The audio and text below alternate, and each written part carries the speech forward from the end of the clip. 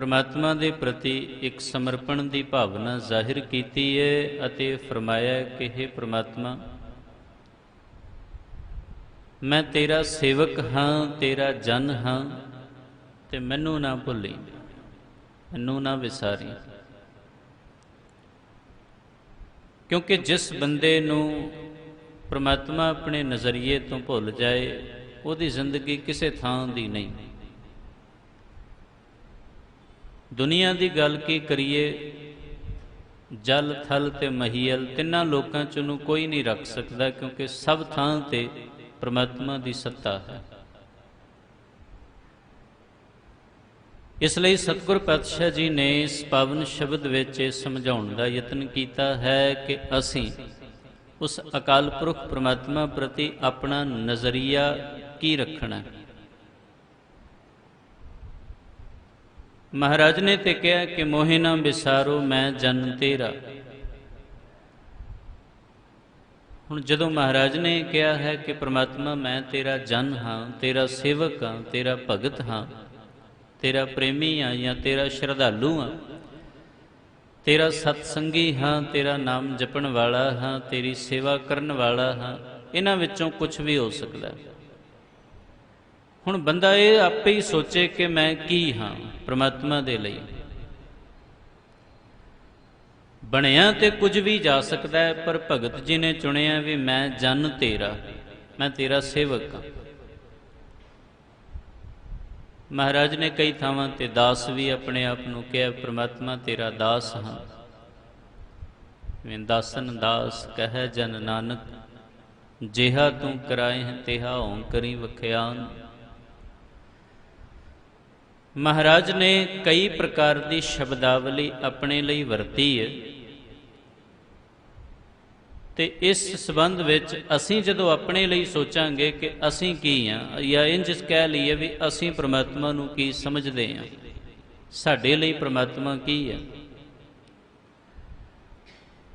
आते जाने हां भी रब दे दर ते हर दुनिया का व्यक्ति, चाहे वह मंदिर जाए, मस्जिद जाए, गुरुद्वारे जाए, जांदा ते रब दे दर ते ये सोच के कि परमात्मा कोलों कुछ लैना है। ते जदों परमात्मा कोल आए हाँ, लेकिन उन्होंने की मन्निया? कुछ बचना अनुसार महाराज कहते हैं भी तुम दाते, भी रब्बा तू दाता है, इस करके आया क्योंकि दात चाहिए है। देखो रब दे नाम दुनियादारां ने रखे ही अपने हिसाब नाल ने। कोई जो सोचता है, जो उन्होंने चाहिए है, उस प्रकार के नाम उहदे रख ले। तो जिन्होंं लगता है दात चाहिए, उन्होंने फिर वो दाता नज़र आता भी। इसलिए महाराज ने कहा भी तुम दाते। ठाकुर, ठाकुर मालक नूं कहंदे, प्रतिपालक, प्रतिपालना करन वाला, भरण पोषण करन वाला। जिवें घर दे विच घर दा मुखिया सारे फैसले लैंदा है, घर ने किस तरह चलना है, किस पासे रहना है, किस ढंग विच जीना है, की खाना पीना है, ये सब घर का मुखी तय करता है। उन्होंने प्रतिपालक कहते हैं। दुनिया का प्रतिपालक परमात्मा है। तो महाराज ने वह भी उहदे लई लफ्ज़ वरत्या भी तुम दाते, ठाकुर, प्रतिपालक, नायक। नायक कहते ने आगू, मुखी, जो लीड करता होवे। तुम दाते, ठाकुर, प्रतिपालक, नायक, खसम हमारे। खसम भी कहा महाराज ने, हे परमात्मा तू साडा खाविंद है, खसम है, मालक है। और क्यों ये मन्निया है? क्योंकि निमख निमख तुम ही प्रतिपालो। हर पल, हर घड़ी, हर श्वास, हर क्षण वो परमात्मा ही सानू पालदा है। उस तो अलावा होर कोई नहीं ना पाल सकता। किसी विच इन्नी समर्था कित्थे है कि पूरी दुनिया नू, इंसान, पशु पंछी, पेड़ पौधे सारे ही ने विच, ते सबना दी प्रतिपालना करदा वो, सारी कायनात दी। और ये भी नहीं है कि अज देख लिया कल नहीं देखेगा, कल देख लिया तो परसों नहीं वेखेगा। उन्हें हर पल निमख निमख तुम ही प्रतिपालो, हम बारिक तुमरे तारे। ਇਹ ਮਾਲਕ ਅਸੀਂ ਬੱਚੇ ਹਾਂ ਔਰ ਤੇਰੇ ਆਸਰੇ ਹਾਂ। ਇਹ ਕੁਝ ਨਾਤੇ ਸੰਬੰਧ ਰਿਸ਼ਤੇ ਇਹਦੇ ਵਿੱਚ ਆਏ ਨੇ। ਇੱਕ ਹੋਰ ਬਚਨ ਹੈ ਜਿਹਦੇ ਵਿੱਚ ਥੋੜ੍ਹੇ ਨਜ਼ਦੀਕਤਾ ਦੇ ਰਿਸ਼ਤੇ ਨੇ ਵੀ ਅਸੀਂ ਮਾਲਕ ਨੂੰ ਕੀ ਸਮਝਦੇ ਹਾਂ, ਸਾਡੇ ਲਈ ਰੱਬ ਕੀ ਹੈ। ਮਹਾਰਾਜ ਕਹਿੰਦੇ ਨੇ ਤੂੰ ਮੇਰਾ ਪਿਤਾ, ਬਚਨ ਸਾਰਿਆਂ ਨੂੰ ਚੇਤੇ ਹੋਏਗਾ। ਤੂੰ ਮੇਰਾ ਪਿਤਾ, ਤੂੰ ਹੈ ਮੇਰਾ ਮਾਤਾ, ਤੂੰ ਮੇਰਾ ਬੰਧਪ, ਤੂੰ ਮੇਰਾ ਭਰਾਤਾ, ਤੂੰ ਮੇਰਾ ਰਾਖਾ ਸਭਨੀ ਥਾਈ, ਤਾਂ ਭਉ ਕੇਹਾ ਕਾੜਾ ਜੀਓ।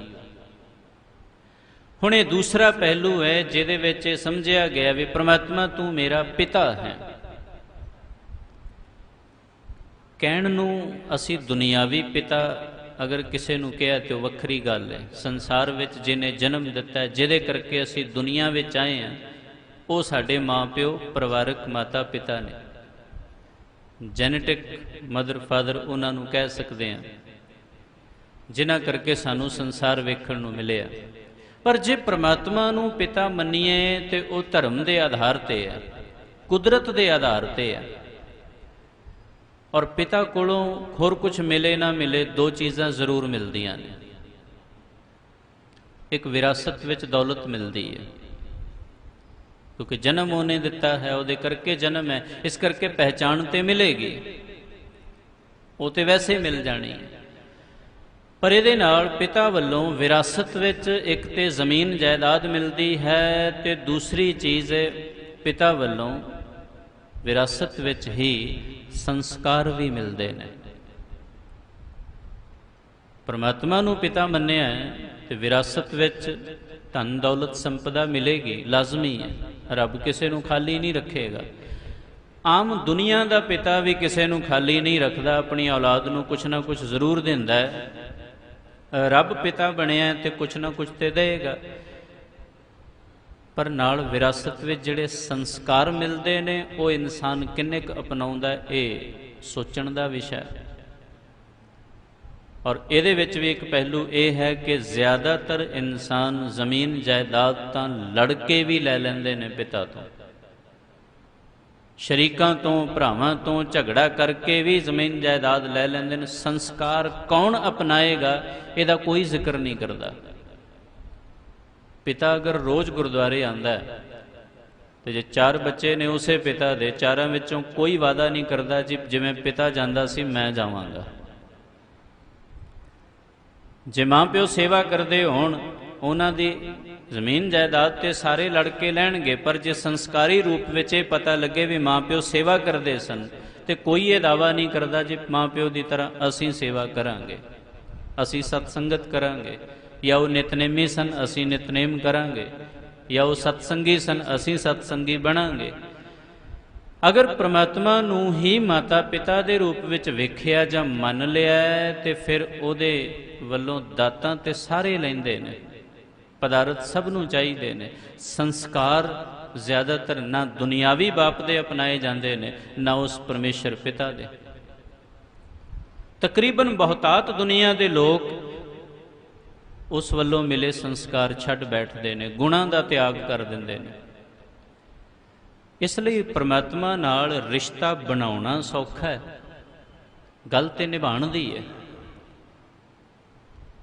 ਇਸ ਲਈ ਮਹਾਰਾਜ ਨੇ ਜੋ ਬਚਨ ਫਰਮਾਇਆ, ਤੂੰ ਮੇਰਾ ਪਿਤਾ, ਤੂੰ ਹੈ ਮੇਰਾ ਮਾਤਾ, ਤੂੰ ਮੇਰਾ ਬੰਧਪ। ਬੰਧਪ ਕਹਿੰਦੇ ਨੇ ਰਿਸ਼ਤੇਦਾਰ, ਕਿਸੇ ਪ੍ਰਕਾਰ ਦੀ, ਚਾਹੇ ਉਹ ਦਾਦਕਿਆਂ ਵੱਲੋਂ ਹੋਵੇ, ਨਾਨਕਿਆਂ ਵੱਲੋਂ ਹੋਵੇ ਜਾਂ ਸਹੁਰੇ ਪਰਿਵਾਰ ਵੱਲੋਂ। ਇਹ 3 ਰਿਸ਼ਤੇ ਹੀ ਮਿਲਦੇ ਨੇ ਇਨਸਾਨ ਨੂੰ ਸੰਸਾਰ 'ਚ, ਚੌਥਾ ਕੋਈ ਨਹੀਂ ਹੈ। 3 ਹੀ ਰਿਸ਼ਤੇ ਹੁੰਦੇ ਨੇ ਤੇ ਇਹ ਜਿਤਨੇ ਵੀ ਇਸ ਰਿਸ਼ਤੇਦਾਰੀ ਦੇ ਦਾਇਰੇ ਵਿੱਚ ਆਣਗੇ ਸਾਰੇ ਹੀ ਬੰਧਪ ਕਹੇ ਜਾਣਗੇ, ਰਿਸ਼ਤੇਦਾਰ ਕਹੇ ਜਾਣਗੇ, ਸੰਬੰਧੀ ਨਾਤੇਦਾਰ ਕਹੇ ਜਾਣਗੇ।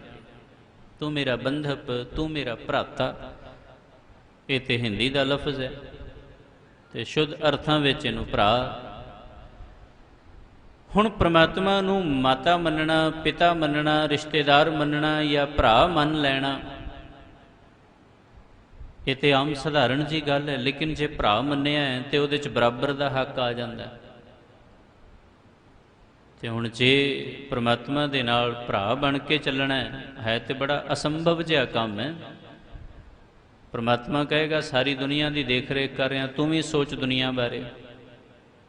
ਤੇ ਬੰਦਾ ਤੇ ਆਪਣੇ ਬਾਰੇ ਹੀ ਪੂਰਾ ਨਹੀਂ ਸੋਚਦਾ, ਕਿਉਂਕਿ ਸ਼ਰੀਕ ਹੈ। ਜੇ ਭਰਾ ਹੀ ਮੰਨ ਲਿਆ, ਸਭ ਤੋਂ ਔਖਾ ਕੰਮ ਹੈ ਪਿਤਾ ਮੰਨਣਾ, ਰੱਬ ਨੂੰ ਸਭ ਤੋਂ ਸੌਖਾ। ਜੇ ਕਹਿ ਦਾਂਗੇ ਪ੍ਰਮਾਤਮਾ ਤੂੰ ਹੀ ਪਾਲ, ਹੁਣ ਸਾਨੂੰ ਬੱਚੇ ਹੀ ਆ ਤੇਰੇ, ਸਾਰੀ ਜ਼ਿੰਦਗੀ ਲੰਘ ਜਾਏਗੀ, ਸੌਖੀ ਹੈ, ਬਹਾਨਾ ਵੀ ਸਹੀ ਹੈ।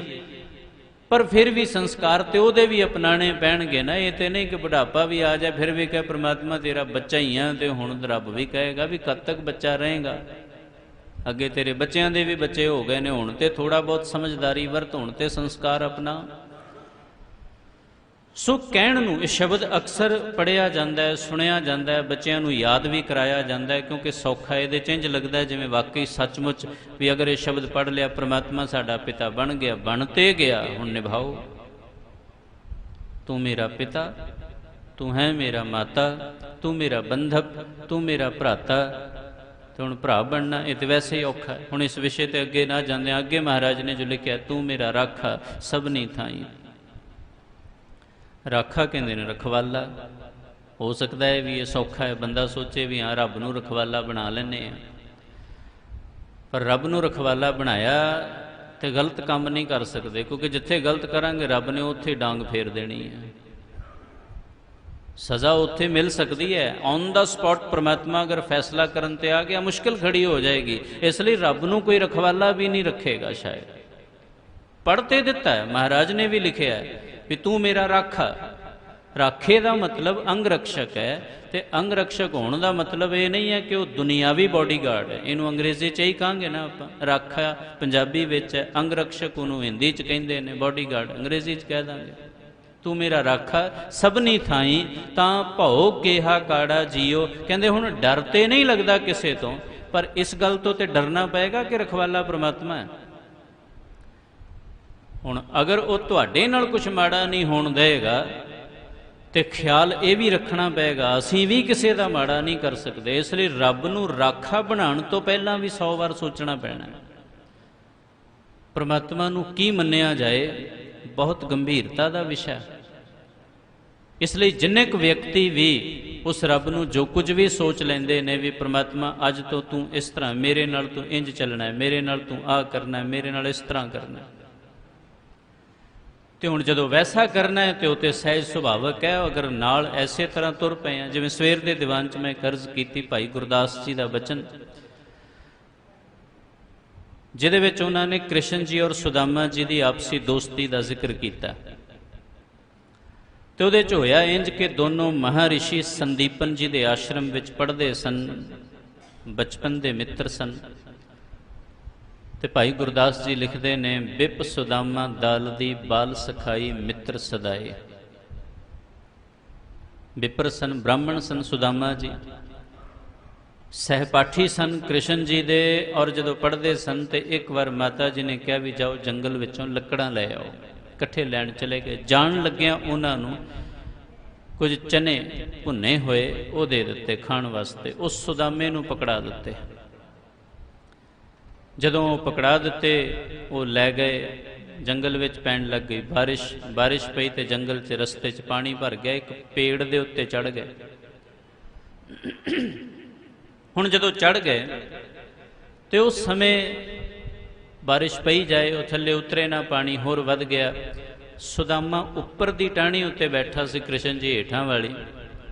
ਹੁਣ ਬੈਠਿਆਂ ਬੈਠਿਆਂ ਭੁੱਖ ਲੱਗ ਗਈ। ਸੁਦਾਮੇ ਕੋਲ ਜੋ ਚਨੇ ਸਨ ਮੁੱਠੀ ਭਰ ਕੱਢੇ, ਫੱਕੀ ਮਾਰੀ, ਚੱਬਣ ਲੱਗ ਪਿਆ। ਹੁਣ ਹੌਲੀ ਹੌਲੀ ਚੱਬ ਰਹੇ ਨੇ। ਹੁਣ ਚਨੇ ਦੇ ਚੱਬਣ ਦੀ ਆਵਾਜ਼ ਆਈ ਤੇ ਕ੍ਰਿਸ਼ਨ ਜੀ ਪੁੱਛਦੇ ਨੇ, ਸੁਦਾਮਿਆ ਕੀ ਖਾਣਾ? ਕਹਿੰਦਾ ਨਹੀਂ ਮਹਾਰਾਜ, ਹੁਣ ਠੰਡ ਨਾਲ ਦੰਦ ਕੰਬ ਰਹੇ ਨੇ। ਸੋਚਿਆ ਛੋਲੇ ਥੋੜੇ ਨੇ, ਕੀ ਪਤਾ ਬਰਸਾਤ ਕਦ ਤੱਕ ਰੁਕੇ, ਜਦ ਪਾਣੀ ਉਤਰੇਗਾ ਘਰ ਜਾਵਾਂਗੇ, ਉਹਨਾਂ ਚਿਰ ਤੱਕ ਮੈਂ ਤੇ ਭੁੱਖਾ ਰਹਿ ਜਾਵਾਂਗਾ। ਉਹ ਇਕੱਲੇ ਖਾਣ ਦਾ ਖਿਆਲ ਆ ਗਿਆ, ਇਹ ਭੁੱਲ ਗਏ ਵੀ ਨਾਲ ਕੌਣ ਹੈ। ਤਾਂ ਹੀ ਤਾਂ ਕਹਿ ਰਹੇ ਨੇ ਵੀ ਉਹ ਪ੍ਰਮਾਤਮਾ ਨੂੰ ਜਾਂ ਰੱਬ ਨੂੰ ਜਾਂ ਅਵਤਾਰੀ ਪੁਰਸ਼ਾਂ ਨੂੰ ਨਾਲ ਲੈਣਾ ਸੌਖਾ ਹੈ, ਵੀ ਆ ਜਾਓ ਠੀਕ ਹੈ, ਪਿਤਾ ਬਣ ਜਾ, ਮਾਤਾ ਬਣ ਜਾ, ਭਰਾ ਬਣ ਜਾ, ਰਖਵਾਲਾ ਬਣ ਜਾ, ਕੁਛ ਵੀ ਬਣ ਜਾ, ਲੇਕਿਨ ਨਾਲ ਉਹਦੇ ਅਸੂਲ ਵੀ ਤੇ ਨੇ। ਕਿਸੇ ਨੂੰ ਨਾਲ ਲੈ ਤੁਰੋਗੇ ਉਹਦੇ ਹਿਸਾਬ ਨਾਲ ਉਂਝ ਹੀ ਚੱਲਣਾ ਹੈ। ਹੁਣ ਇਸੇ ਕਰਕੇ ਜਿਵੇਂ ਅੱਜ ਕੱਲ੍ਹ ਦਾ ਹਿਸਾਬ ਕਿਤਾਬ ਹੈ ਨਾ, ਜੇ ਕਿਸੇ ਬਾਬੇ ਨੂੰ ਘਰ ਲੈ ਕੇ ਜਾਈਏ ਤਾਂ ਬੜਾ ਔਖਾ ਹੈ। ਉਹਦੇ ਨਾਲ 15 ਬੰਦੇ ਹੋਰ ਹੁੰਦੇ ਨੇ, ਇਕੱਲੇ ਦਾ ਲੰਗਰ ਨਹੀਂ ਹੈ। ਫਿਰ 15-20 ਬੰਦੇ ਨਾਲ ਜਿਹੜੇ ਨੇ ਉਹ ਸਾਰਾ ਖਰਚਾ ਵੇਖਣਾ ਪੈਣਾ। ਹੁਣ ਇੱਧਰ ਸੁਦਾਮਾ ਜੀ ਨੇ ਦੇਖ ਤੇ ਲਿਆ ਵੀ ਮਿੱਤਰ ਤੇ ਬਣ ਗਏ ਕ੍ਰਿਸ਼ਨ ਜੀ ਦੇ, ਪਰ ਹੁਣ ਉਹ ਅੰਤਰਜਾਮੀ ਨੇ, ਸਸ਼ਕਤ ਨੇ, ਅਵਤਾਰੀ ਪੁਰਸ਼ ਨੇ, ਰੱਬ ਦੀਆਂ ਕਲਾਵਾਂ ਨਾਲ ਲੈਸ ਨੇ, ਸਭ ਕੁਝ ਹੈ ਉਹਨਾਂ, ਸਰਵ ਕਲਾ ਸਮਰੱਥ ਕਹਿ ਸਕਦੇ। ਹੁਣ ਸਾਰੀਆਂ ਕਲਾਵਾਂ ਹੋਣ ਦੇ ਕਰਕੇ ਜੋ ਨਾ ਕਹਿ ਦੇਣਾ ਹੋ ਜਾਣਾ, ਅੰਤਰਜਾਮੀ ਵੀ ਨੇ। ਦੁਬਾਰਾ ਫੇਰ ਫੱਕੀ ਮਾਰੀ, ਫਿਰ ਚਨੇ ਚੱਬ ਲੈ ਤੇ ਕਹਿੰਦੇ ਸੁਦਾਮਿਆਂ ਕੀ ਖਾ ਰਹੇ ਆ? ਕਹਿੰਦਾ ਨਹੀਂ ਮਹਾਰਾਜ, ਦੱਸਿਆ ਦੰਦ ਕਟਕਟਾ ਰਹੇ ਨੇ, ਸਰਦੀ ਨਾਲ ਵੱਜ ਰਹੇ ਨੇ। ਹੁਣ 2 ਵਾਰੀ ਤੇ ਹੋ ਗਿਆ, ਤੀਜੀ ਵਾਰ ਜਦ ਇੰਜ ਕੀਤਾ ਤੇ ਉਹਨਾਂ ਦੇ ਮੂੰਹ ਨਿਕਲ ਗਿਆ ਵੀ ਜਾ ਵੀ ਦਲਿਦਰੀ। ਦਲਿਦਰੀ ਕਹਿੰਦੇ ਨੇ ਐਵੇਂ ਗਰੀਬੜਾ ਜਿਹਾ, ਕਿਉਂਕਿ ਹੁਣ ਉਹ ਸਾਰੇ ਆਪ ਹੀ ਖਾ ਰਿਹਾ। ਜੇ ਤੀਸਰੀ ਵਾਰ ਬਚਨ ਨਿਕਲ ਗਿਆ ਤੇ ਉਹ ਘਰ ਵਿੱਚ ਆ ਗਈ, ਸੱਚਮੁੱਚ ਦਲਿਦਰਤਾ ਆ ਗਈ, ਗਰੀਬੀ ਆ ਗਈ। ਭਾਈ ਗੁਰਦਾਸ ਜੀ ਨੇ ਹੁਣ ਉਸ ਪ੍ਰਸੰਗ ਨੂੰ ਅੱਗੇ ਲਿਖਦਿਆਂ ਕਹਿੰਦੇ ਸੰਦੀਪਨ ਜੀ ਦੇ ਆਸ਼ਰਮ ਚੋਂ ਨਿਕਲ ਗਏ, ਕ੍ਰਿਸ਼ਨ ਜੀ ਨੇ ਅੱਗੇ ਕੰਸ ਵਧ ਕਰ ਲਿਆ, ਰਾਜ ਹਾਸਲ ਹੋ ਗਿਆ, ਮਾਤਾ ਪਿਤਾ ਨੂੰ ਛੁਡਾ ਲਿਆ, ਜ਼ਿੰਦਗੀ ਅੱਗੇ ਲੰਘ ਗਈ, ਦਵਾਰਕਾਧੀਸ਼ ਬਣ ਗਏ, ਉੱਥੋਂ ਦੇ ਨਰੇਸ਼ ਬਣੇ, ਰਾਜੇ ਬਣ ਗਏ। ਤੇ ਇਸੇ ਤਰ੍ਹਾਂ ਅਚਾਨਕ ਜਿਵੇਂ ਕਈ ਵਾਰ ਮੁਖਲਿਸੀ ਨਹੀਂ ਆ ਜਾਂਦੀ, ਮਾੜੇ ਦਿਨ ਹੁੰਦੇ ਨੇ, ਗਰੀਬੀ ਦੇ ਦਿਨ ਹੋਣ ਤੇ ਸੁਦਾਮਾ ਔਰ ਉਹਦੀ ਪਤਨੀ ਬੈਠੇ ਨੇ ਤੇ ਉਹ ਪੁੱਛਦੀ ਏ ਵੀ ਚਲੋ ਹੁਣ ਵਿਹਲੇ ਬੈਠੇ ਆ, ਰੋਟੀ ਹੈ ਹੀ ਨਹੀਂ ਘਰ 'ਚ, ਬਣਾਈਏ ਕੀ? ਤੇ ਗੱਲਾਂ ਹੀ ਮਾਰਦੇ ਆ, ਗੱਲਾਂ ਨਾਲ ਹੀ ਪੇਟ ਭਰ ਲਈਏ। ਕਈ ਵਾਰੀ ਹੁੰਦਾ ਇੰਜ, ਅਗਰ ਭੁੱਖ ਲੱਗੀ ਹੋਵੇ ਗੱਲਾਂ ਮਾਰਨੀ ਸ਼ੁਰੂ ਕਰ ਦਿਓ, ਥੋੜਾ ਫਰਕ ਪੈਂਦਾ। ਤੇ ਉਹ ਜਦੋਂ ਇਸ ਤਰੀਕੇ ਨਾਲ ਉਹਨਾਂ ਨੇ ਸ਼ੁਰੂ ਕੀਤਾ ਤੇ ਉਹ ਕਹਿੰਦੇ ਤੁਸੀਂ ਆਪਣੇ ਬਚਪਨ ਦੀਆਂ ਗੱਲਾਂ ਸੁਣਾਓ। ਕਹਿੰਦੇ ਸੰਦੀਪਨ ਜੀ ਦੇ ਆਸ਼ਰਮ ਵਿੱਚ ਪੜ੍ਹਦੇ ਸਾਂ, ਮੇਰੇ ਨਾਲ ਕ੍ਰਿਸ਼ਨ ਜੀ ਪੜ੍ਹਦੇ ਸਨ। ਸੁਦਾਮੇ ਨੇ ਜਦ ਦੱਸਿਆ, ਕਹਿੰਦੇ ਵਿਪ ਸੁਦਾਮਾ ਦਾਲ ਦੀ ਬਾਲ ਸਖਾਈ ਮਿੱਤਰ ਸਦਾਏ। ਕਹਿੰਦੇ ਕ੍ਰਿਸ਼ਨ ਜੀ ਤੁਹਾਡੇ ਬਾਲ ਸਖਾ ਨੇ, ਬਚਪਨ ਦੇ ਮਿੱਤਰ ਨੇ? ਕਹਿੰਦਾ ਹਾਂ, ਝੂਠ ਤੇ ਨਹੀਂ ਬੋਲ ਰਹੇ? ਕਹਿੰਦੇ ਨਹੀਂ, ਬਿਲਕੁਲ ਸਹੀ ਹੈ। ਕਹਿੰਦੇ ਫਿਰ ਉਹ ਤੇ ਦਵਾਰਕਾਧੀਸ਼ ਨੇ, ਜਾ ਕੇ ਬੇਨਤੀ ਕਿਉਂ ਨਹੀਂ ਕਰਦੇ ਵੀ ਤੁਹਾਡੇ ਘਰ ਦੀ ਗਰੀਬੀ ਜਾਏ? ਉਹ ਸਭ ਦੱਸਿਆ ਵੀ ਮੈਂ ਇੱਕ ਕੁਕਰਮ ਦੀ ਸਜ਼ਾ ਭੁਗਤ ਰਿਹਾ। ਉਹਨਾਂ ਦੇ ਨਾਲ ਹੀ ਗਿਆ ਸਾਂ ਜੰਗਲ ਵਿੱਚ, ਤੇ ਚਨੇ ਮੈਂ ਇਕੱਲੇ ਨੇ ਖਾ ਲਏ। ਉਹ ਇਕੱਲੇ ਖਾਣੇ ਇਤਨੇ ਕੁ ਭਾਰੀ ਪੈ ਗਏ, ਉਹਨਾਂ ਦੇ ਮੂੰਹ 'ਚੋਂ ਬਚਨ ਨਿਕਲ ਗਿਆ, ਉਹ ਫਲ ਰਿਹਾ ਹੁਣ ਤੱਕ। ਕਹਿੰਦੇ ਫਿਰ ਉਹੀ ਪਲਟਾ ਸਕਦੇ ਨੇ ਇਹਨੂੰ। ਉਹ ਲਾਗੂ ਹੋਈ ਬਾਹਮਣੀ, ਲਾਗੂ ਹੋਈ ਦਾ ਮਤਲਬ ਪਿੱਛੇ ਹੀ ਪੈ ਗਈ। ਜਾਓ ਤੁਸੀਂ ਦਵਾਰਕਾ, ਮਿਲੋ ਉਹਨਾਂ ਨੂੰ ਇੱਕ ਵਾਰੀ ਜਾ ਕੇ, ਕੀ ਪਤਾ ਮਾਫੀ ਮਿਲ ਜਾਏ। ਮਿਲ ਜਗਦੀਸ਼ ਦਲਿਦਰ ਗਵਾਏ, ਤੇ ਹੁਣ ਚਲਦਾ ਗਿਣਦਾ ਗੱਟੀਆਂ, ਕਿਉਂ ਕਰ ਜਾਈਏ ਕੌਣ ਮਿਲਾਏ। ਪਹੁੰਚਾ ਨਗਰ ਦਵਾਰਕਾ, ਸਿੰਘ ਦਵਾਰ ਖਲੋਤਾ ਆਏ। ਹੁਣ ਦਰਬਾਨ ਨੇ ਪੁੱਛਿਆ ਹਾਂ ਵੀ ਕੌਣ ਹੈ, ਕਿੱਥੋਂ ਆਇਆ? ਕਹਿੰਦੇ ਜੀ ਸੁਦਾਮਾ ਹਾਂ, ਪੰਡਤ ਹਾਂ, ਬ੍ਰਾਹਮਣ।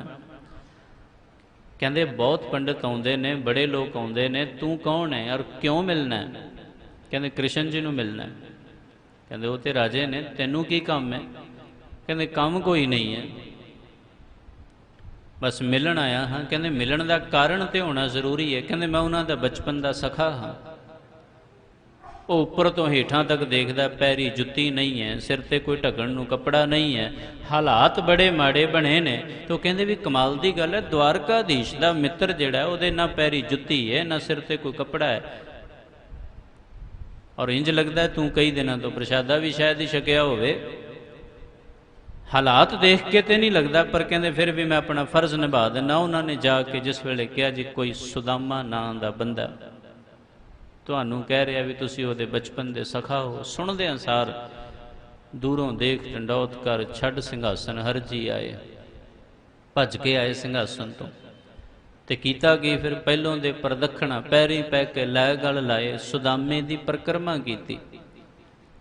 ਬੜੇ ਪਿਆਰ ਨਾਲ ਉਹਨਾਂ ਨੂੰ ਆਪਣੇ ਮਹਿਲ ਵਿੱਚ ਲੈ ਕੇ ਗਏ, ਸਿੰਘਾਸਨ ਤੇ ਬਿਠਾਇਆ, ਬਿਠਾ ਕੇ ਫਿਰ ਕਿਹਾ ਵੀ ਪੁੱਛਣ ਕੁਸਲ ਪਿਆਰ ਕਰ, ਗੁਰ ਸੇਵਾ ਦੀ ਕਥਾ ਸੁਣਾਏ। ਕਹਿੰਦੇ ਵੀ ਬਚਪਨ ਦੀਆਂ ਕੋਈ ਗੱਲਾਂ ਦੱਸੋ। ਹੁਣ ਇਹ ਨਜ਼ਦੀਕਤਾ ਦਾ ਫਰਕ ਹੈ, ਉਸ ਫਰਕ ਨੇ ਐਸਾ ਪ੍ਰਭਾਵ ਪਾਇਆ। ਕਹਿੰਦੇ ਘਰੋਂ ਕੁਝ ਲੈ ਕੇ ਨਹੀਂ ਆਇਆ, ਵੀ ਮਿੱਤਰ ਨੂੰ ਮਿਲਣ ਚੱਲਿਆ, ਭਰਜਾਈ ਨੇ ਕੁਝ ਦਿੱਤਾ ਹੋਣਾ। ਉਹ ਕੱਚੇ ਚੌਲ ਲਿਆਂਦੇ ਸਨ 2 ਮੁੱਠੀ, ਉਹ ਕੱਚੇ ਹੀ ਫੱਕੀ ਮਾਰ ਕੇ ਕ੍ਰਿਸ਼ਨ ਜੀ ਨੇ ਖਾਧੇ। ਲਿਖਿਆ ਭਾਈ ਗੁਰਦਾਸ ਜੀ ਨੇ, ਕਹਿੰਦੇ ਲੈ ਕੇ ਤੰਦਲ ਚੱਬਿਓਨ, ਵਿਦਾ ਕਰੇ ਅੱਗੇ ਪਹੁੰਚਾਏ। ਫਿਰ ਉਹਨਾਂ ਨੂੰ ਵਿਦਾ ਵੀ ਕੀਤਾ। ਆਖਰੀ ਪੰਕਤੀ 'ਚ ਲਿਖਿਆ ਵੀ 4 ਪਦਾਰਥ ਸकुच ਪਠਾਏ, ਬਿਨਾਂ ਸੰਕੋਚ ਦੇ ਸਾਰੀਆਂ ਚੀਜ਼ਾਂ ਮਿਲੀਆਂ।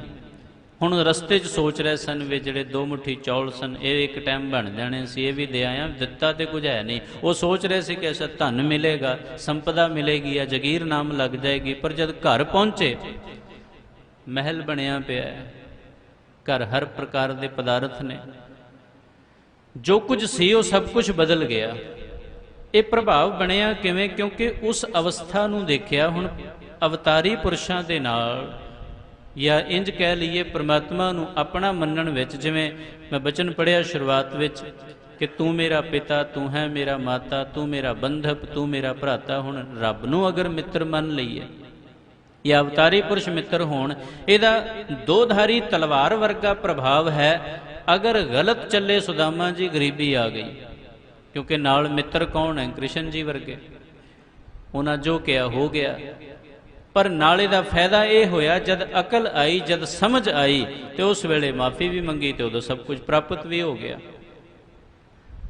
ਪ੍ਰਭਾਵ ਇਹ ਕਿ ਅਸੀਂ ਪ੍ਰਮਾਤਮਾ ਨੂੰ ਅਗਰ ਇਹ ਵੀ ਕਹਿ ਦਈਏ ਨਾ ਵੀ ਤੂੰ ਮੇਰਾ ਰਾਖਾ ਸਭਨੀ ਥਾਈ, ਤੇ ਫਿਰ ਰੱਬ ਸਾਡੇ ਪਿੱਛੇ ਉਦੋਂ ਵੀ ਜਾਏਗਾ ਜਦ ਮਾੜਾ ਕੰਮ ਕਰਾਂਗੇ। ਰਾਖੇ ਦਾ ਮਤਲਬ ਇਹ ਨਹੀਂ ਤੁਹਾਡੇ ਤੇ ਮੁਸੀਬਤ ਆਏਗੀ ਰੱਬ ਤਾਂ ਹੀ ਰਾਖਾ ਬਣੇਗਾ, ਨਹੀਂ। ਜਦ ਤੁਸੀਂ ਕਿਸੇ ਤੇ ਅਟੈਕ ਕਰੋਗੇ ਤਾਂ ਵੀ ਪ੍ਰਮਾਤਮਾ ਰਾਖਾ ਤੇ ਹੈ ਹੀ ਹੈ, ਅੰਗਰਕਸ਼ਕ ਤੇ ਉਹ ਪੋਜ਼ਿਟਿਵ ਨੈਗੇਟਿਵ ਦੋਨੋਂ ਥਾਂ ਤੇ ਹੈ। ਇਸ ਲਈ ਤੂੰ ਮੇਰਾ ਪਿਤਾ, ਤੂੰ ਹੈ ਮੇਰਾ ਮਾਤਾ, ਇਹ ਕਹਿ ਦੇਣਾ ਸੌਖਾ, ਇਹਨੂੰ ਅਪਲਾਈ ਕਰਨਾ ਹੋਵੇ ਨਾ। ਤੇ ਹੁਣ ਮੰਨ ਲਓ ਪ੍ਰਮਾਤਮਾ ਪਿਤਾ ਬਣ ਗਿਆ, ਘਰ ਵਿੱਚ ਆ ਗਿਆ, ਹੁਣ ਤੁਸੀਂ ਅੰਮ੍ਰਿਤ ਵੇਲੇ ਨਹੀਂ ਉੱਠੋਗੇ ਰੱਬ ਨੇ ਤੇ ਫਿਰ ਧੌਣ ਫੜ ਕੇ ਪੁੱਤਰਾ ਉੱਠਣ, ਤੇਰਾ ਪਿਓ ਭਾਵੇਂ ਕੁਛ ਨਾ ਕਹੇ, ਰੱਬ ਤੇ ਦੁਨੀਆ ਦਾ ਪਿਓ ਹੈ, ਉਹ ਤੇ ਘੰਡੀ ਫੜ ਕੇ ਉਠਾ ਦੇਗਾ। ਕਰ ਅੰਮ੍ਰਿਤ ਵੇਲਾ ਸੰਭਾਲ, ਔਰ ਰੱਬ ਨੂੰ ਮਨਾ ਵੀ ਨਹੀਂ ਕਰ ਸਕਦੇ। ਉੱਥੇ ਮਨਾ ਕੀਤੀ, ਪਤਾ ਨਹੀਂ ਕੀ ਜ਼ਿੰਦਗੀ ਬਦਲੇ, ਕਿਸ ਤਰੀਕੇ ਨਾਲ ਕਰ ਲਏ। ਸੋ ਘਰ ਦੇ ਵਿੱਚ ਜਿਹਨੇ ਜਨਮ ਦਿੱਤਾ ਨਾ, ਉਹ ਪਿਤਾ ਭਾਵੇਂ ਬਖਸ਼ ਦੇਗਾ, ਲੇਕਿਨ ਜਿਹੜਾ ਪਰਮ ਪਿਤਾ ਪ੍ਰਮਾਤਮਾ ਨੂੰ, ਉਹਨੇ ਨਹੀਂ ਬਖਸ਼ਣਾ। ਇਸ ਲਈ ਪ੍ਰਮਾਤਮਾ ਨੂੰ ਕੀ ਬਣਾਉਣਾ ਹੈ, ਕੀ ਮੰਨਣਾ ਹੈ, ਉਸ ਨੂੰ ਕਿਸ ਨਜ਼ਰੀਏ ਨਾਲ ਦੇਖਣਾ ਹੈ, ਕਿਹੜਾ ਰਿਸ਼ਤਾ ਉਸ ਨਾਲ ਰੱਖਣਾ ਹੈ, ਇਹ ਸਾਨੂੰ ਸੋਚਣਾ ਸਮਝਣਾ ਪੈਣਾ ਹੈ। ਇਸ ਲਈ ਜੋ ਬਚਨ ਭਾਈ ਸਾਹਿਬ ਨੇ ਪੜ੍ਹਿਆ, ਜਿਹਦੀ ਮੈਂ ਵਿਚਾਰ ਸ਼ੁਰੂ ਕੀਤੀ ਹੈ, ਕਿਉਂਕਿ ਲੜੀਵਾਰ ਵਿਚਾਰ ਕੱਲ੍ਹ ਤੋਂ ਗੁਰੂ ਨਾਨਕ ਸਾਹਿਬ ਦੀਆਂ ਦੋ ਬਾਣੀਆਂ ਨੇ ਇਕੱਠੀਆਂ, ਦੱਖਣੀ ਓਂਕਾਰ ਤੇ ਸਿੱਧ ਗੋਸ਼ਟ, ਔਰ ਅੱਗੇ ਆਉਣ ਵਾਲੇ 2-3 ਮਹੀਨਿਆਂ ਵਿੱਚ ਗੁਰੂ ਨਾਨਕ ਸਾਹਿਬ ਦਾ ਪ੍ਰਕਾਸ਼ ਪੁਰਬ ਨਵੰਬਰ ਤੱਕ ਆਉਣਾ, ਤੇ ਉਸ ਹਿਸਾਬ ਨਾਲ ਉਹ ਆਰੰਭ ਕਰ ਲਈ ਜਾਏਗੀ। ਲੜੀਵਾਰ ਵਿਚਾਰ ਦੱਖਣੀ ਓਂਕਾਰ ਪਹਿਲੋਂ, ਜਿਹਦੇ 'ਚ ਮਹਾਰਾਜ ਨੇ ਓਂਕਾਰੇਸ਼ਵਰੇ ਬਾਣੀ ਉਚਾਰੀ ਹੈ। ਤੇ ਅੱਜ ਆਪ ਜੀ ਨਾਲ ਜੋ ਵਿਚਾਰ ਸਾਂਝੇ ਕਰ ਰਿਹਾ ਸਾਂ, ਭਾਈ ਸਾਹਿਬ ਨੇ ਸ਼ਬਦ ਪੜ੍ਹਿਆ ਸੀ, ਮੋਹਿ ਨਾ ਵਿਸਾਰੋ ਮੈਂ ਜਨ ਤੇਰਾ, ਵੀ ਹੇ ਮੇਰੇ ਮਾਲਕ ਮੈਨੂੰ ਵਿਸਾਰੀ ਨਾ, ਮੈਂ ਤੇਰਾ ਜਨ ਹਾਂ। ਜਨ ਦਾ ਮਤਲਬ ਹੈ ਸੇਵਕ, ਤੇ ਸੇਵਕ ਵਾਲਾ ਰਿਸ਼ਤਾ ਬਾਕੀ ਰਿਸ਼ਤਿਆਂ ਨਾਲੋਂ ਕੁਝ ਸੌਖਾ ਹੈ ਨਿਭਾਉਣ ਵਿੱਚ। ਪਤਾ ਕਿਉਂ? ਕੋਈ ਪਿਤਾ ਮੰਨ ਲਓਗੇ ਉਹ ਤੇ ਗੱਲ ਪੱਕੀ ਵੀ ਉਹਨੇ ਹਰ 24 ਘੰਟੇ ਨਜ਼ਰ ਰੱਖਣੀ ਹੈ। ਘਰ ਦੇ ਵਿੱਚ ਹੀ ਬੁਲਾ ਲਿਆ ਨਾ ਉਹਨੂੰ, ਅਗਰ ਪਿਤਾ ਮੰਨ ਲਿਆ, ਘਰ ਦੇ 'ਚ ਹੀ ਬੁਲਾ ਲਿਆ। ਹੁਣ ਤੁਸੀਂ ਬਣਨਾ ਸੇਵਕ, ਤੇ ਸੇਵਕ ਬਣੇ ਤੇ ਸੇਵਕ ਮਾਲਕ ਕੋਲ ਹਮੇਸ਼ਾ ਨਹੀਂ ਰਹੇਗਾ। ਇੱਕ ਤੇ ਥੋੜ੍ਹੀ ਜਿਹੀ ਗੁੰਜਾਇਸ਼ ਬਣ ਜਾਏਗੀ ਵੀ ਠੀਕ ਹੈ, ਜਿੰਨਾ ਚਿਰ ਸੇਵਾ ਕਰਨੀ ਹੈ, ਨਾਮ ਜਪਣਾ, ਉਹਨਾਂ ਚਿਰ ਮਾਲਕ ਨੂੰ ਹਾਜ਼ਰ ਨਾਜ਼ਰ ਸਮਝਿਆ, ਤੇ ਫਿਰ ਆਪਣੇ ਦੁਨਿਆਵੀ ਕੰਮ ਵੀ ਕਰ ਸਕਦੇ ਹੋ। ਸੇਵਕ ਬਣਨਾ ਫਿਰ ਸੌਖਾ, ਸਤਸੰਗੀ ਬਣਨਾ ਸੌਖਾ, ਆਸਾਨ ਹੈ। ਲੱਗੇਗਾ ਕਿ ਸੇਵਕ ਬਣ ਗਏ, ਦਾਸ ਬਣ ਗਏ, ਇਹ ਤੇ ਬਹੁਤ ਛੋਟੀ ਪੋਸਟ ਹੈ, ਬੜਾ ਰੁਤਬਾ ਛੋਟਾ ਜਿਹਾ ਰਹੇਗਾ। ਅੱਛਾ ਰੱਬ ਦੇ, ਪਰ ਰੱਬ ਦੇ ਦਾਸ ਵੀ ਤੇ ਬੜੇ ਕਮਾਲ ਦੇ ਨੇ ਨਾ। ਉਹਦੇ ਦਾਸ ਹੋ ਕੇ ਵੀ ਲਾਭ ਹੈ, ਉਹਦੇ ਜਨ ਬਣ ਕੇ ਵੀ ਫਾਇਦਾ ਹੈ। ਵੱਡਾ ਰਿਸ਼ਤਾ ਬਣਾ ਲੈਣਾ ਸੌਖਾ ਹੈ, ਨਿਭਾਉਣਾ ਬਹੁਤ ਔਖਾ ਹੈ, ਬਹੁਤ ਮੁਸ਼ਕਿਲ ਹੈ। ਕਿਉਂਕਿ ਜਦ ਨਿਭਾਇਆ ਜਾਏ ਨਾ ਤੇ ਇਹਦੇ ਵਿੱਚ ਪਤਾ ਨਹੀਂ ਕੀ ਕੁਝ ਕਰਨਾ ਪੈਂਦਾ। ਬਣਾ ਲੈਣਾ ਰਿਸ਼ਤਾ ਬੜਾ ਔਖਾ। ਮੈਂ ਇੱਕ ਉਦਾਹਰਣ ਦਿਆਂ, ਜਿਸ ਵੇਲੇ ਭਾਈ ਬਘੇਲ ਸਿੰਘ ਜੀ, ਜੱਸਾ ਸਿੰਘ ਜੀ ਆਹਲੂਵਾਲੀਆ, ਜੱਸਾ ਸਿੰਘ ਰਾਮਗੜੀਆ, ਇਹਨਾਂ ਨੇ ਜਦੋਂ ਦਿੱਲੀ ਜਿੱਤ ਲਈ, ਆ ਫਤਿਹ ਦਿਵਸ ਮਨਾਉਂਦੇ ਆ ਨਾ ਦਿੱਲੀ, ਜਦੋਂ ਇਹਨਾਂ ਨੇ ਜਿੱਤ ਲਈ ਤੇ ਜਿੱਤ ਕੇ ਸਭ ਤੋਂ ਪਹਿਲਾਂ ਜਾ ਕੇ ਲਾਲ ਕਿਲੇ ਜਿਹੜਾ ਤਖਤ ਪਿਆ ਸੀ ਨਾ, ਤੇ ਜੱਸਾ ਸਿੰਘ ਜੀ ਨੇ ਬੜੀ ਜ਼ੋਰ, ਇੰਨੀ ਜ਼ੋਰ ਦੀ ਲੱਤ ਮਾਰੀ ਵੀ ਉਹ ਤਖਤ ਦੇ ਹੋ ਗਏ ਟੁਕੜੇ ਕਈ, ਵੀ ਤੇਰੇ ਕਰਕੇ ਇਸ ਹਿੰਦੁਸਤਾਨ ਉੱਤੇ ਅਟੈਕ ਹੁੰਦੇ ਨੇ, ਇਸ ਦੇਸ਼ ਦੀ ਜਨਤਾ ਪਰੇਸ਼ਾਨ ਹੁੰਦੀ। ਉਹ ਤਖਤ ਤੋੜਤਾ, ਪਰਾਂ ਮਾਰਿਆ, ਮੋਰ ਦੇ ਆਕਾਰ ਦਾ ਉਹ ਬਣਿਆ ਹੋਇਆ ਸੀ, ਤੋੜਿਆ। ਉਸ ਤੋਂ ਬਾਅਦ ਉੱਥੇ 5 ਸਿੰਘਾਂ ਦੇ ਬੈਠਣ ਦਾ ਪ੍ਰਬੰਧ ਕੀਤਾ। ਲਾਲ ਕਿਲੇ ਜੋ ਦਰਬਾਰੇ ਆਮ ਸੀ, ਸਭਾ ਲੱਗਦੀ ਸੀ ਜਿੱਥੇ, ਉੱਥੇ 5 ਬੰਦਿਆਂ ਦੇ ਬੈਠਣ ਦਾ ਇੰਤਜ਼ਾਮ ਬਣਿਆ ਵੀ 5 ਪਿਆਰੇ ਬਹਿੰਦੇ ਸਨ, ਇੱਕ ਬਾਦਸ਼ਾਹ ਨਹੀਂ ਇਕੱਲਾ, ਫਿਰ 5 ਪਿਆਰੇ ਬਹਿੰਦੇ ਸਨ। ਤੇ ਉਹ 5 ਸਰਦਾਰ ਉੱਥੇ ਸਜੇ। ਤੇ ਕੁਝ ਦਿਨਾਂ ਬਾਅਦ ਜਿਨ੍ਹਾਂ ਕੋਲੋਂ ਹੁਣ ਉਹ ਤਖਤ ਜਿੱਤਿਆ ਸੀ ਨਾ, ਉਹਨਾਂ ਦੀਆਂ ਘਰ ਵਾਲੀਆਂ ਸਾਰੀਆਂ बुरके पा के गल विच पल्ला पा के हथ जोड़ के आ गई। कहते सुनिया खालसे के दरबार तो कोई वापस नहीं जाता, तो असी तुहाडे दरबार च फरियादी बन के आई हाँ। तो बघेल सिंह उन्होंने मूँह निकल गया, दसो भैनों की चाहिए। हुण उन्होंने कह दिता भैन, कहते जे भैन कहा जे जो मंगांगे फिर दोगे। कहते हाँ जी बिल्कुल, जब खालसे का कोई वचन है वो तो पूरा करना ही है। कहते जे फिर भैन कहा तो साडा ये तख्त वापस कर दो। लेकिन खालसे की जुबान सी, फिर आम बंदा कोई हुंदा तो वो कह दिंदा भी ठीक है भैने रखड़ी वाले दिन ही आई, उस दिन दे देंगे जो देना है। लेकिन खालसे की जुबान सी और वो बैठे सन, उन्होंने वो फरियाद जिहड़ी सुनी। कहते ठीक है, फिर जो दिल्ली के गुरधाम सन उन्हों का प्रबंध और जो उत्थों के वसनीक सिख ने उन्हों के हक वो सारे बाकी अपने को रखे। कहते बाकी तुसी राज अपना चलाओ। कहते सानू तख्त नहीं चाहिए सी, हुकूमत नूं सिर्फ ये दसना सी भी तुसी जुल्म नहीं कर सकते किसी आम लोगों ते, इन्हां नूं सकून नाल जीण दिओ। रिश्ता इंज निभाया जाता है। इसलिए परमात्मा दे नाल भी कोई रिश्ता कायम करना है तो फिर सानू सोचना पेगा असीं रब नाल किस रिश्ते के संबंध च बैठे, किस नाते बैठे हाँ। इत्थे सारे बैठे हैं, रब नूं की मन्निया जे? मालिक ही मनना ठीक है, उहदे सेवक ही ठीक है। जो भगत जी ने बचन फरमाया ना, राम गुसैया जी के जीवना मोहे ना बिसारो मैं जन तेरा। हे परमात्मा मैं तेरा जन हाँ, मैं तेरा सेवक हाँ, तेरा दास हाँ।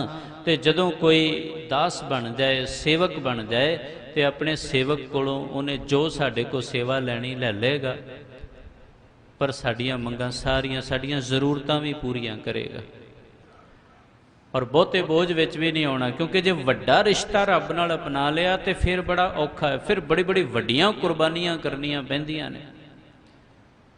परमात्मा की पता की साडे कोलों मंग लै, की सेवा साडी लगा दे जे असीं वड्डे रिश्ते विच आ गए।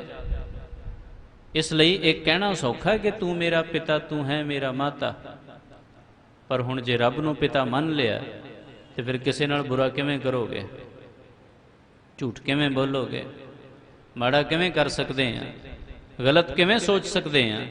फिर बहुत सारे दुनियावी जिहड़े कर्म ने ना पॉसीबल नहीं बनने। लोकां कहना रब नूं प्यो मनदा है, करदा कुछ पिया। हर एक कर्म ते परमात्मा की नज़र हो जाएगी। इसलिए जिंदगी विच धार्मिकता अपनाण दे वजों जदों आउंदी है, अपनाना तो वैसे कुछ भी होवे बहुत औखा है। इंसान कुछ भी बने जिंदगी च ते उहदे लई बहुत मुश्किल है। एक हुण ओलंपिक चलते पे ने ना, खिलाड़ियों नूं पुछो, वेखो पहला जिहड़ा मैडल आया, सिल्वर मैडल आया सी ते मीराबाई चानू ने लिया। वो इंटरव्यू सब तो पहलों पत्रकार उन्होंने पुछते हैं भी की करोगे, हुण ते मैडल आ गया, बड़े दिन तो प्रैक्टिस चल रही सी, सब कुछ कहते पहला पीज़ा खावांगे, क्योंकि डाइट इन्हां दी फिक्स हुंदी है, ये बाहर का कुछ नहीं खा सकते। जिहड़ा असीं खांदे आ ना अनहैल्दी होना, थोड़ा जिहा लॉकडाउन खुलिया एकदम बाहर जाके ऊल जलूल फिर खाना शुरू करता। करोना सोच रहा होएगा अच्छा आवां, वो सोचेगा ही, क्योंकि उन्हें भी देखना भी ये तो सुधर ही नहीं रहे, तो फिर उस पासे चल पे ने। फिर उस तरह दुनिया ना कोई परवाह, ना देखना, ना खाना पीना बदलिया, ना चाल चलन बदलिया, ना रहन सहन इंसान ने चेंज किया। संजम ही तो वरतना सी ना। देखो कुदरत पॉजिटिव हो गई है। पिछले साल टैंपरेचर 46 डिग्री तक भी गया सी, पर सब कुछ बंद रहा सारा साल। इस बार 40 क्रॉस ही नहीं किया। 42 एक दो थां ते राजस्थान जरूर होया होवेगा। लू तो चली नहीं, तुसीं सुनिया नहीं होना किसी पासे भी लू चली है। इस साल नहीं चली, ना चलनी अगे, तो हुण चांस ही नहीं रहे। क्यों है? क्योंकि सब कुछ कुदरत के अनुसार होया। प्रदूषण घट गया, जो कचरा सुटिया जाता सी वो घट गया, कुदरत नूं भी थोड़ा आराम मिलिया, पशु पंछियों नूं भी मिलिया, पेड़ पौधों नूं भी मिलिया। क्यों? क्योंकि लाइफ स्टाइल चेंज होया सी। हुण फिर वापस उत्थे दे उत्थे ही इंसान पहुँच गया। फिर वही गंदगियां पानियां शुरू, तो गंदगियां खानियां शुरू, रहन सहन फिर उत्थों वापस उसे अगर ट्रैक के उत्ते आना है तो परमात्मा ने तो एक सिक्ख्या दिती सी भी आ लाइफ स्टाइल ठीक नहीं है जिहड़ा चल रहा। पर बंदे ने फिर ना जे समझिया ਤੇ ਪ੍ਰਮਾਤਮਾ ਦੇ ਹੱਥ 'ਚ ਤਾਂ ਸਭ ਕੁਝ ਹੈ। ਜਿੰਨੇ ਮਰਜ਼ੀ ਇਲਾਜ ਲੱਭ ਲੈ ਬੰਦਾ। ਇਸ ਤੋਂ ਪਹਿਲਾਂ ਸਾਰੀਆਂ ਦਵਾਈਆਂ ਦੇ ਵੈਕਸੀਨ ਬਣੇ ਹੋਏ ਸਨ, ਉਹਨੇ ਨਵੀਂ ਬਣਾਤੀ, ਤੇ ਇਸ ਤੋਂ ਬਾਅਦ ਅਗਰ ਅਗਲੀ ਕੋਈ ਨਵੀਂ ਬਣਾ ਦੇਵੇ ਵੀ ਠੀਕ ਹੈ ਇਹਦੇ ਟੀਕਾ ਤੇ ਲੱਭ ਲਿਆ, ਹੁਣ ਇੱਕ ਹੋਰ ਭੇਜ ਦੇਵੇ, ਕੁਝ ਹੋਰ ਆ ਜਾਏ ਨਵਾਂ, ਕੀ ਕਰ ਲਾਂਗੇ ਉਹਦਾ। ਮੈਂ ਡਰਾਉਣ ਦੀ ਨਹੀਂ ਗੱਲ ਕਰ ਰਿਹਾ, ਪਰ ਆਪਣੇ ਜੀਵਨ ਵਿੱਚ ਖਾਣ ਪਾਣ ਦਾ ਸੰਜਮ ਇਹ ਇਸ ਲਈ ਜ਼ਰੂਰੀ। ਮੈਂ ਇੱਕ ਬਚਨ ਕਹਿ ਕੇ ਸਮਾਪਤੀ ਕਰਾਂ। ਬਾਬਾ ਹੋਰ ਖਾਣਾ ਖੁਸ਼ੀ ਖੁਆਰ, ਫਿਰ ਪੜ੍ਹਦੇ ਬਾਬਾ ਹੋਰ ਖਾਣਾ ਖੁਸ਼ੀ ਖੁਆਰ, ਜਿਤ ਖਾਧੈ ਤਨ ਪੀੜੀ ਹੈ। ਪਹਿਲੀ ਸ਼ਰਤ ਹੈ ਜੋ ਵੀ ਖਾਓ ਅਗਰ ਤਨ ਨੂੰ ਪੀੜਿਤ ਕਰਦਾ ਹੈ, ਸਰੀਰ ਨੂੰ ਨੁਕਸਾਨ ਦਿੰਦਾ ਹੈ, ਤੇ ਨਹੀਂ ਖਾਣਾ ਚਾਹੀਦਾ। ਪੰਜਾਬੀ ਦੀ ਕਹਾਵਤ ਸਭ ਨੂੰ ਯਾਦ ਹੋਣੀ, ਕਿਸੇ ਨੂੰ ਮਾਂ ਵਾਦੀ ਕਿਸੇ ਨੂੰ ਸਵਾਦੀ। ਹੁਣ ਮਾਂ ਦੀ ਦਾਲ ਹੈ, ਕਿਸੇ ਨੇ ਖਾ ਲਈ ਵਾਈ ਵਾਦੀ ਕਰਦੀ ਹੈ, ਨਾ ਖਾਓ। ਅਰਹਰ ਦੀ ਦਾਲ ਕਈਆਂ ਨੂੰ ਗੈਸ ਬਣਾਉਂਦੀ ਹੈ, ਨਾ ਖਾਓ। ਕੀ ਲੋੜ ਹੈ? ਜੇ ਸਰੀਰ ਨੂੰ ਕਸ਼ਟ ਦਿੰਦੀ ਹੈ, ਅਗਰ ਆਲੂ ਖਾ ਕੇ ਫਿਰ ਐਵੇਂ ਵਜ਼ਨ ਵਧੀ ਜਾਣਾ ਤੇ ਫਿਰ ਸਵੇਰੇ ਉੱਠ ਕੇ ਜਿੰਨਾ ਮਰਜ਼ੀ ਨਿੰਬੂ ਪਾਣੀ ਪੀ ਲੈ ਇਨਸਾਨ, ਉਹ ਤੇ ਜਿਹੜੇ ਰਾਤ ਦੇ ਆਲੂ ਨੇ 1.5 ਕਿਲੋ, ਉਹਨਾਂ ਨੇ ਤੇ ਅਸਰ ਦਿਖਾ ਹੀ ਦੇਣਾ। ਫਿਰ 300 ਗ੍ਰਾਮ ਨਿੰਬੂ ਪਾਣੀ ਕੀ ਕਰੇਗਾ? ਜਿਹੜੇ ਸ਼ਾਮੀ ਆਲੂ ਅੰਦਰ ਗਏ ਨੇ ਉਹਨਾਂ ਚਰਬੀ ਵਧੀਆ ਬਣਾ ਦੇਣੀ ਹੈ, ਰਾਤ ਭਰ ਤੱਕ ਬਣਾ ਦੇਣੀ ਹੈ। ਫਿਰ ਸਵੇਰੇ 1 ਗਲਾਸ ਨਿੰਬੂ ਪਾਣੀ ਪੀ ਕੇ ਸੋਚਦੇ ਨੇ ਵਜ਼ਨ ਘਟ ਜਾਏਗਾ। ਕੋਈ ਸਮਝਦਾਰੀ ਚਾਹੀਦੀ ਹੈ। ਬੰਦਾ ਤਵਾਜ਼ਨ ਤੇ ਰੱਖੇ ਘੱਟੋ ਘੱਟ ਵੀ ਪੋਜ਼ਿਟਿਵ ਕਿਤਨਾ ਔਰ ਨੈਗੇਟਿਵ ਕਿਤਨਾ ਹੈ। ਤੇ ਇਹ ਸਮਝਾਇਆ ਸੀ ਮਹਾਰਾਜ ਨੇ, ਬਾਬਾ ਹੋਰ ਖਾਣਾ ਖੁਸ਼ੀ ਖੁਆਰ, ਜਿਤ ਖਾਧੈ ਤਨ ਪੀੜੀਐ, ਮਨ ਮੈਂ ਚੱਲੈ ਵਿਕਾਰ। ਮਨ ਵਿਕਾਰੀ ਨਾ ਬਣੇ, ਮਨ ਵਿੱਚ ਗਲਤ ਖਿਆਲ ਨਾ ਕਦੋਂ ਆਣਗੇ? ਜਦ ਕੋਈ ਨਸ਼ਾ ਹੋਏਗਾ। ਮਨ ਦੇ ਅੰਦਰ ਵਿਕਾਰ ਤਾਮਸੀ ਪਦਾਰਥਾਂ ਨਾਲ ਆਉਂਦੇ ਨੇ। ਹਰ ਪ੍ਰਕਾਰ ਦਾ ਨਸ਼ਾ ਮਨਾ ਹੈ, ਹਰ ਧਰਮ ਵਿੱਚ ਮਨਾ ਹੈ। ਇੱਕ ਵੀ ਧਰਮ ਗ੍ਰੰਥ ਐਸਾ ਨਹੀਂ ਜਿਸ 'ਚ ਲਿਖਿਆ ਹੋਵੇ ਵੀ ਕੋਈ ਇੱਕ ਨਸ਼ਾ ਕਰ ਲੈਣਾ ਚਾਹੀਦਾ। ਕਈ ਕਹਿਣਗੇ ਨਹੀਂ ਜੀ ਹੋਲੀ ਤੇ ਭੰਗ ਤੇ ਸ਼ੰਕਰ ਜੀ ਦਾ ਪ੍ਰਸ਼ਾਦ ਹੈ। ਮੈਂ ਨਹੀਂ ਮੰਨਦਾ, ਮੈਂ ਪੜ੍ਹਿਆ ਨਹੀਂ ਹੈ ਕਿਤੇ। ਇਹ ਸਿਰਫ ਨਸ਼ੇੜੀਆਂ ਨੇ ਆਪਣਾ ਇੱਕ ਰਸਤਾ ਲੱਭ ਲਿਆ। ਉਹਨਾਂ ਦਾ ਵੈਸੇ ਹੀ ਕੰਮ ਬੜਾ ਔਖਾ ਹੈ, ਮੌਤ ਦੇਣਾ ਉਹਨਾਂ ਦਾ ਕੰਮ ਹੈ। ਤੇ ਜੇ ਐਵੇਂ ਕਿਸੇ ਦੀ ਮੌਤ ਆਈ ਕਿਸੇ ਦੀ ਹੈ, ਜੇ ਭੰਗ ਪੀਤੀ ਹੋਈ ਹੈ ਤੇ ਲੈ ਕੇ ਕਿਸੇ ਹੋਰ ਨੂੰ ਚਲੇ ਜਾਣਗੇ ਤੇ ਮੁਸ਼ਕਿਲ ਹੋ ਜਾਏਗੀ। ਉਹ ਕੰਮ ਹੋਸ਼ੋ ਹਵਾਸ਼ ਵਿੱਚ ਕਰਨ ਵਾਲਾ ਹੈ। ਐਵੇਂ ਦੇਵਤਿਆਂ ਤੇ ਲਾਂਛਨ ਨਹੀਂ ਲਾਣੇ ਚਾਹੀਦੇ ਵੀ ਕਿਤੇ ਉਹ ਭੰਗ ਉਹਨਾਂ ਦਾ ਪ੍ਰਸ਼ਾਦ ਹੋ ਗਿਆ, ਕਿਸੇ ਦੇਵੀ ਦੇ ਨਾਂ ਤੇ ਕਈ ਦਾਰੂ ਵੀ ਚੜਾਈ ਜਾਂਦੇ ਨੇ, ਗਲਤ ਹੈ। ਪਵਿੱਤਰ ਆਤਮਾਵਾਂ ਦੇ ਪ੍ਰਥਾਏ ਐਸਾ ਲਿਖਣਾ ਔਰ ਬੋਲਣਾ, ਉਹ ਦੋਨੋਂ ਚੀਜ਼ਾਂ ਨਜਾਇਜ਼ ਨੇ। ਪਰ ਚੱਲਦਾ ਹੈ, ਸਾਰੇ ਪਾਸੇ ਲੋਕ ਕਰ ਲੈਂਦੇ ਨੇ, ਲੇਕਿਨ ਨਹੀਂ, ਧਰਮ ਦੇ ਆਧਾਰ ਤੇ ਅਸੀਂ ਐਵੇਂ ਨਹੀਂ ਕੋਈ ਚੀਜ਼ ਕਰ ਸਕਦੇ। ਮਹਾਰਾਜ ਨੇ ਲਿਖਿਆ, ਗੁਰੂ ਨਾਨਕ ਪਾਤਸ਼ਾਹ ਦਾ ਬਚਨ ਹੈ ਸ਼੍ਰੀ ਰਾਗ ਵਿੱਚ, ਬਾਬਾ ਹੋਰ ਖਾਣਾ ਖੁਸ਼ੀ ਖੁਆਰ, ਜਿਤ ਖਾਧੈ ਤਨ ਪੀੜੀਐ, ਮਨ ਮੈਂ ਚੱਲੈ ਵਿਕਾਰ। ਅਗਰ ਤਨ ਨੂੰ ਪੀੜਾ ਹੋਵੇ ਜਿਸ ਵੀ ਪਦਾਰਥ ਨਾਲ ਹੁੰਦੀ ਹੈ, ਨਹੀਂ ਛਕਣਾ ਚਾਹੀਦਾ। ਆਪਣੇ ਤਨ ਦੀ ਸਮਝ ਰੱਖੀਏ, ਆਪਣੇ ਮਨ ਦੀ ਵੀ ਸਮਝ ਰੱਖੀਏ।